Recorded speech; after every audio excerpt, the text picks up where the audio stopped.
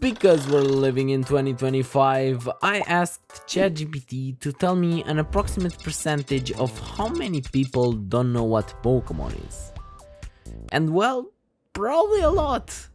I don't expect people that never had interactions with Pokemon to now watch this video and be like, wow, this is actually a cool franchise and I wanna learn more and stuff. It's more made as a joke. But if you're watching with the goal of learning something new, then I might help you, because this is Pokemon School.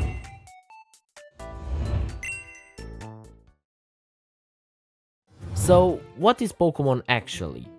Well, it's a turn-based RPG game released in Japan in 1996, their first games being Pokemon Red and Green. A lot of people probably know Pokemon because of Pokemon Go, but even though that's a popular game, the official mainline Pokemon games are a bit different. I'll try to mention only the important mechanics so we can move on. Step 1. Get your crap together and go start your own Pokemon journey. Not before you get an actual Pokemon, of course. From this guy. This is basically a man that spent his whole life studying animals. With powers. I mean, I've seen worse jobs than this. He's a Pokemon professor and will give you your first Pokemon. Step 2. Drag your cute little animal and force it to battle with other cute little animals. Don't worry, they enjoy it. Step 3. After the chaos, head over to the local Pokemon hospital, give your body some pills and watch as all its burns, bruises and emotional trauma vanish in seconds. Step 4. You get some catching devices called Pokeballs and start kidnapping every living creature that you see. You can put them in your team, though you can only have 6 at a time. The rest will go to a PC specialized in storing Pokemon. Step 6. You start roaming the region to find and fight 8 gym leaders that specialize in a certain type. Remember this word, it will be important later. After you kindly show them what a massacre is, they'll be kind enough to give you a gym badge. Gather 8 of these and then you'll be able to go to the Elite 4. The 4 strongest trainers in the region, besides the actual champion. Beat them, beat the champion, you win, easy peasy. Step 7. Where did Step 5 go? As contrary to popular belief, Pokemon is not an easy game. But why? Well, my favorite example to explain this is by using a chessboard. Well, you probably know that in chess there are a lot of positions you can be in.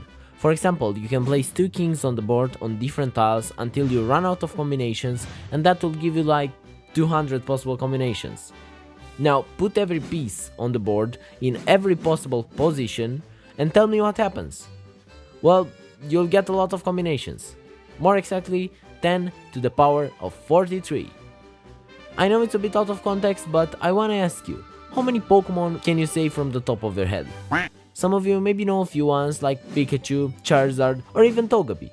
Now, tell me how many Pokemon do you think there are in the Pokemon universe? Congrats! You're probably wrong.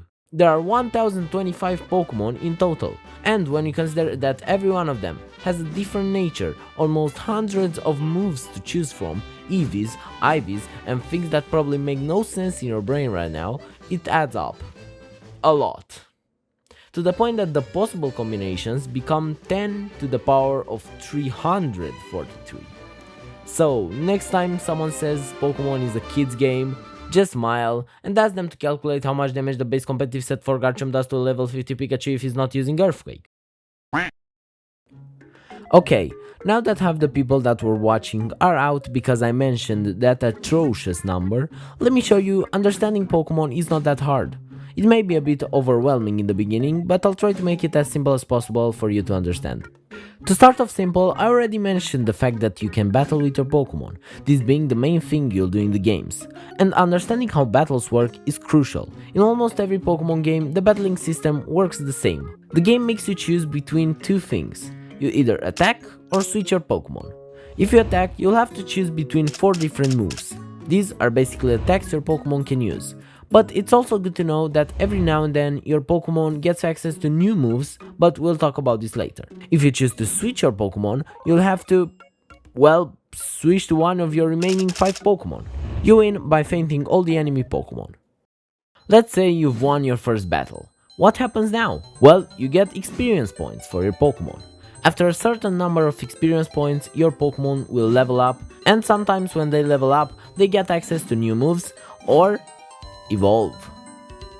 A long time ago, when Charles Darwin was still alive, he made a tiny miscalculation in his theory of evolution, because we did not have Pokemon back then.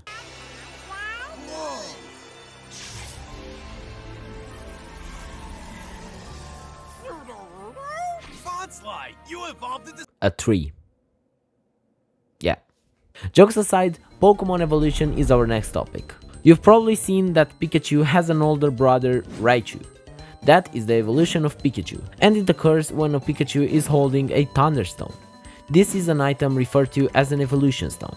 There are multiple of these and they're all used to evolve different Pokemon. Speaking of which, this isn't the only method that allows Pokemon to evolve. The most common one, as I mentioned earlier, is to level up, and it occurs, well, when a Pokemon levels up.